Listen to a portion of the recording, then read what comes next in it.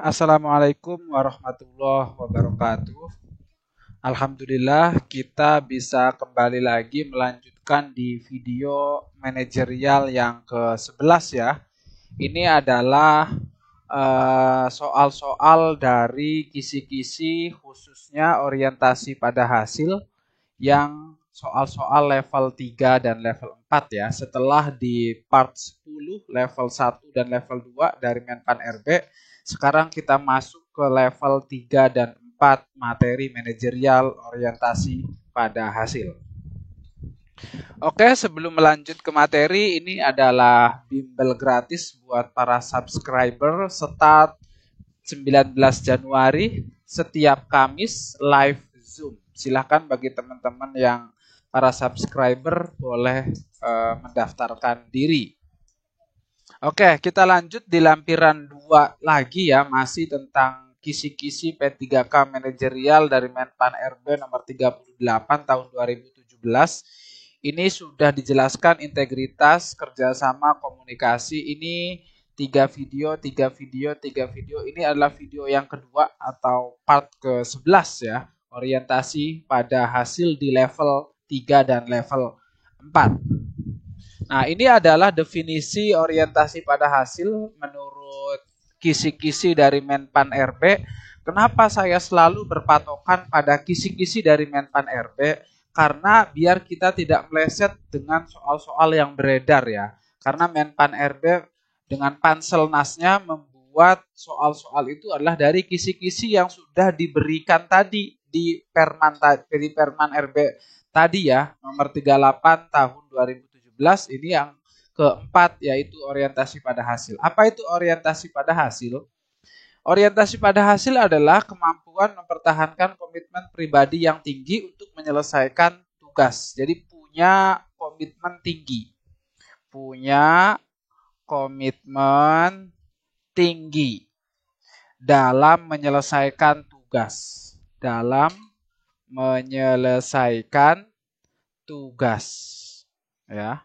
Dapat diandalkan, bertanggung jawab, mampu secara sistematis mengidentifikasi risiko dan peluang dengan memperhatikan keterhubungan antara perencanaan dan hasil. Tidak lupa juga di orientasi pada hasil ini selalu menghubungkan atau menselaraskan antara perencanaan dan hasil. Kenapa? Karena rencana adalah target yang harus dikejar dan ini nanti berefek terhadap hasil ya. Kalau hasil sudah sesuai perencanaan, maka itu sudah masuk pada sesuai target yang diinginkan, yaitu orientasi pada hasil. Nah, ini deskripsi dari level 3 dan level 4 dari Menpan RB tadi. Yang level 3 deskripsinya menetapkan target kerja yang menantang bagi unit kerja. Kalau di level 1 dan level 2 itu menjadi individu atau pegawainya ya, bagaimana menetapkan target pribadi yang lebih tinggi. Kalau di level 3 dan level 4 ini kita di level unit ya. Nah, di level tim ya, untuk memberikan memberi apresiasi dan teguran, atau dalam istilah manajemennya apresiasi dan teguran itu memberi reward and punishment ya. Jadi reward bagi yang berprestasi, bagi yang meningkatkan kinerja, dan punishment atau teguran bagi yang melanggarnya ataupun tidak membuat target-target pribadi yang lebih tinggi ataupun tidak berusaha lebih baik ya. Tentu ini harus ada punishment-nya sebagai bentuk keadilan ya. Di level 3 ini apa indikatornya Pak? Yang pertama menetapkan target kinerja unit yang lebih tinggi dari target yang ditetapkan organisasi. Memberikan apresiasi dan teguran tadi ya. Jadi di level 3 ini bagaimana seorang pimpinan unit dalam unitnya tentu harus memberikan apresiasi dan teguran atau reward and punishment. Dan yang ketiga mengembangkan metode kerja yang lebih efektif ya, dan efisien untuk mencapai target kerja unitnya. Jadi dia sudah ranah pengembangan metode ya. Jadi kalau pakai metode-metode sebelumnya belum maksimal, dikembangkan. Yang level 4, bagaimana mendorong unit kerja mencapai target yang ditetapkan atau melebihi hasil kerja sebelumnya. Sama ya, ini ada peningkatan berarti ya. Nah, Menpan RB meminta peningkatan kinerja dari tiap-tiap unit. Apa indikatornya? Mendorong unit kerja di tingkat instansi untuk mencapai kinerja yang melebihi target yang ditetapkan. Yang kedua, memantau dan mengevaluasi hasil kerja unitnya agar selaras dengan sasaran strategis instansi. Dan yang ketiga, mendorong pemanfaatan sumber daya bersama antar unit kerja dalam rangka meningkatkan efektivitas dan efisiensi pencapaian target organisasi. Jadi di level 4 ini bagaimana kita selalu mengevaluasi hasil kerja ya. Evaluasi atau memantau ya hasil kerja agar sesuai dengan atau selaras dengan sasaran strategis instansi. Oke, kita langsung saja ke contoh-contoh soalnya ya dari level 3 dan level 4 ini. Kenapa saya selalu mengawali soal-soal tidak langsung pembahasan soal, tetapi dari mulai deskripsi, definisi, ini dari mana, kisi-kisinya apa, indikatornya apa, agar soal-soal itu, agar teman-teman itu bisa memahami arah soal. Kok bisa muncul pertanyaan kayak gini tuh dari mana? Kalau di soal-soal, kalau saya hanya langsung membahas soal-soal saja kan loh, soal ini dari mana, ditanyakan enggak. Nah, terus juga ini FR atau bukan, keluar enggak, karena Panselnas itu kan membuat paketnya lebih dari 10 paket ya. Jadi Anda duduk berdampingan ratusan orang, itu kan belum tentu sama dapat soalnya. Ya. Jadi ketika Anda mengerjakan soal pada waktu tes CAT, itu Anda berbeda tiap sebelahan itu. Paket A, paket B, paket C. Nah, ketika kita hanya menghafalkan FR, ketika kita hanya menghafalkan soal-soal sebelumnya, maka kemungkinannya kecil dapat soal itu lagi. Kenapa? Banyak paket. Tetapi kalau kita memahami materi, memahami kisi-kisi, deskripsinya apa, indikatornya apa, kita kupas tuntas, maka soal dalam bentuk apapun, soal dalam pengembangan apapun, kriteria tipe apapun, kita bisa mengerjakannya dengan maksimal. Itu kenapa saya lebih memilih jalan ada penyampaian materi dari kisi-kisi yang diberikan oleh Menpan RB, agar teman-teman semua mendapatkan soal tipe apapun, itu sudah siap untuk mengerjakannya. Begitu ya, kita lanjut contoh soal nomor 1. Anda adalah pimpinan di sebuah instansi daerah di kota Anda. Bagaimana cara Anda meningkatkan kinerja tim Anda? Agar tim Anda harus memiliki kinerja yang bagus dan berprestasi. Ingat, di sini Anda adalah pimpinan. Seperti yang sudah saya sampaikan, kalau posisi pimpinan itu job desk-nya adalah dia konseptor, evaluator, dan juga dia penggerak ya. Penggerak kenapa? Karena dia bisa punya kemampuan untuk memerintah, punya wewenang ya. Nah, ingat-ingat, jadi kita punya kekuasaan ini, punya kemampuan ini ya untuk menjalankan roda organisasinya. A. Terus mengevaluasi dan memberikan hukuman atau teguran bagi yang tidak menaati aturan demi kemajuan bersama. Cukup bagus.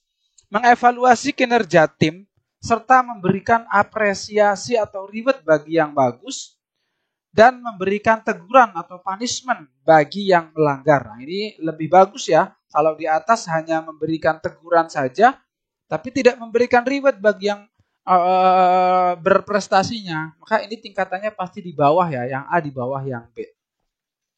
C. Memberikan apresiasi bagi yang kinerjanya bagus agar semangat dalam meningkatkan kinerjanya yang lebih baik. Kita hanya memberikan apresiasi saja untuk yang berprestasi, tapi tidak memberikan teguran kepada yang melanggar, ini juga sama. Kalau salah juga tidak ditegur ini. Nah, jadi akhirnya kurang. Tapi harus balance, harus seimbang antara reward dan punishment. Kenapa? Karena itu adalah keseimbangan berjalannya roda organisasi. Berarti yang C ini poinnya di bawah yang B ya. Melaporkan anggota yang tidak taat kepada pimpinan Anda agar dikeluarkan dari tempat kerja. Nah, ini tidak tepat juga ya, karena Anda pimpinannya. Kok Anda melaporkan ke pimpinan lagi? Nah, tidak tepat. Berarti poin terbaiknya adalah yang bravo. 4. Kalau yang A ini hanya memberikan hukuman, kalau yang C hanya memberikan apresiasi. Poinnya 3 dan 2 ya, di bawahnya. Jadi bisa paham ya. Jadi reward and punishment apresiasi dan teguran itu harus berjalan beriringan.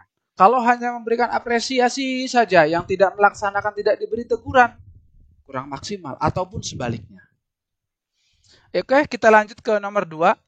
Anda bekerja di instansi daerah di kota Anda. Anda dipercaya menjadi ketua tim. Seperti tadi, ingat-ingat ketua job desk-nya adalah bisa memerintah, bisa menggerakkan, dan juga bisa mengevaluasi.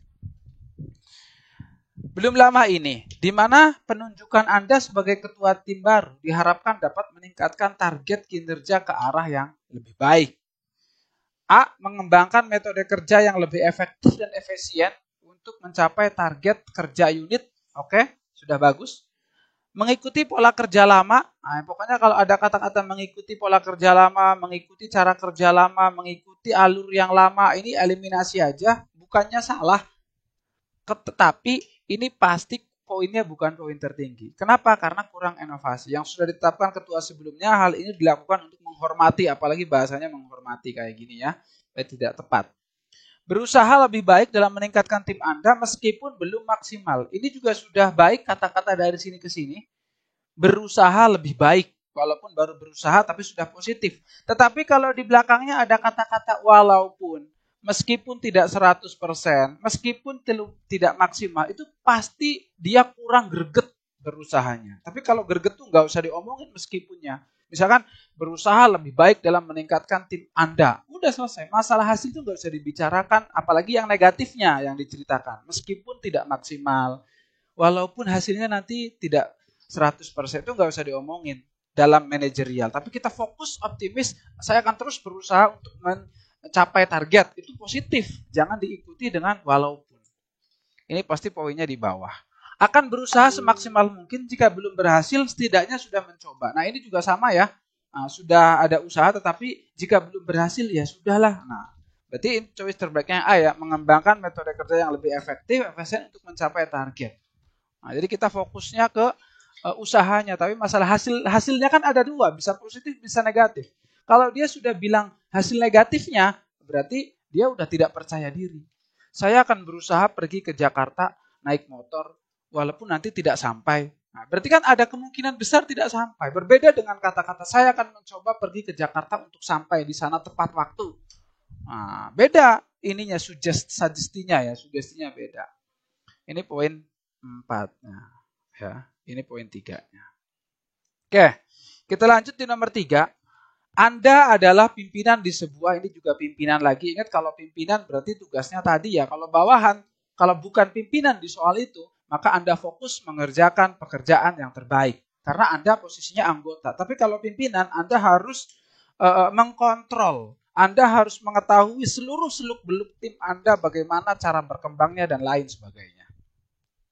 Di mana para pimpinan-pimpinan sebelumnya dinilai kurang cakap dalam memimpin. Hal ini karena pemimpin sebelumnya banyak yang tidak mencapai target kinerja organisasi. Nah, jadi baru ini ya, dipimpin belum lama ini, baru diangkat menjadi pimpinan.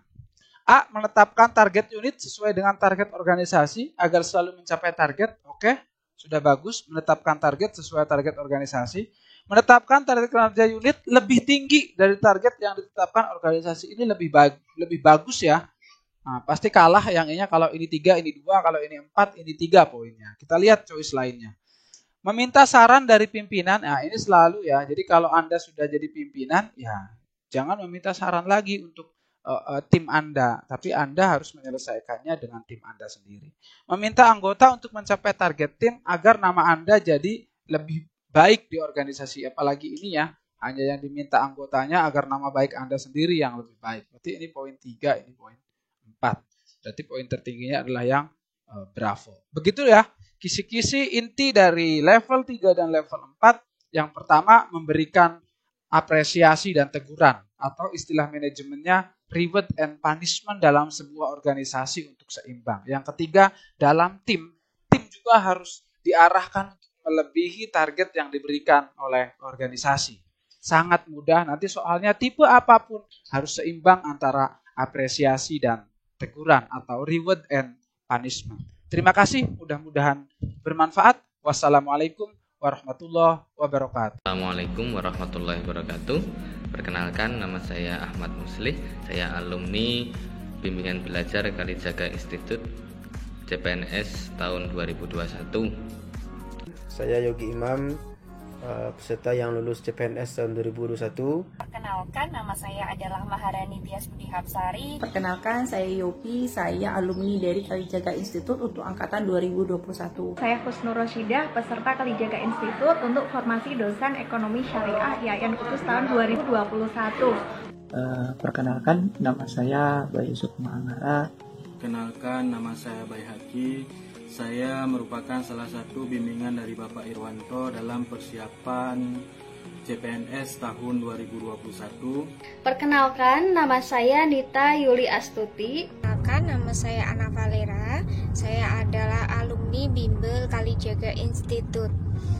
Alhamdulillah, berkat bimbingan Bapak Irwanto melalui lembaga Kalijaga Institute, saya tahun ini diterima sebagai PNS di IAIN Tulungagung atau Win 1. Alhamdulillah, tahun ini, tahun 2021, saya diterima sebagai dosen psikologi eksperimen di Universitas Islam Negeri Raden Mas Said, Surakarta. Alhamdulillah, saya lulus tes CPNS untuk formasi dosen di Universitas Jambi. Saya ikut SKB di tahun 2021 di Kementerian Agama, formasi Al-Jabar, formasi dosen Al-Jabar di IAIN Syekh Nurjati Cirebon. Saya mengambil formasi Kemenag di UIN Wali Songo Semarang. Saya mengucapkan terima kasih yang sebanyak-banyaknya, yang sebesar-besarnya kepada Bapak Ir yang telah membimbing saya di dalam bimbel SKB. Beliau membimbing saya untuk persiapan SKB. Di Kalijaga Institute sendiri kita diajarkan 3 proses ya, 3 tahap atau 3 jenis pembelajaran terutama untuk persiapan SKB. Di sini teman-teman semua akan diajarin, dibimbing dan dikawal secara maksimal dari pertama teman-teman masuk atau bimbingan hingga detik-detik teman-teman akan melakukan tes SKB. Dan bukan hanya itu, Pak Irwan juga sangat memperhatikan peserta bimbingannya satu per satu. Teman-teman, saya sarankan bagi Anda yang pengen lolos PNS, terutama ingin mengejar ketertinggalan di SKB, saran saya teman-teman segera daftar di Kalijaga Institute. Jangan ragu karena kita akan dibimbing oleh mentor yang luar biasa, yaitu Bapak Irwanto. Saya ucapkan terima kasih banyak kepada Kalijaga Institute telah membimbing saya mulai dari 0 sampai akhirnya lolos menjadi CPNS. Terima kasih kepada Bapak Irwanto. Mudah-mudahan Bapak diberikan kesehatan oleh Allah Subhanahu wa Ta'ala.